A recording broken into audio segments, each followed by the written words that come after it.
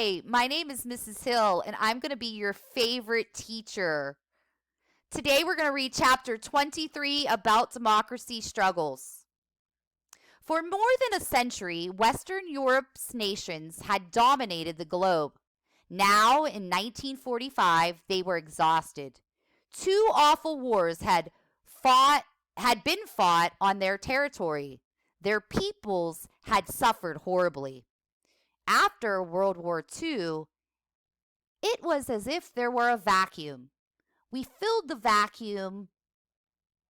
We became the world's most powerful nation. Our economy had been changed and strengthened by the war. We had acted quickly and with imagination, using something we called know-how. We had built tanks, ships, airplanes, and bombs better and faster than anybody thought possible.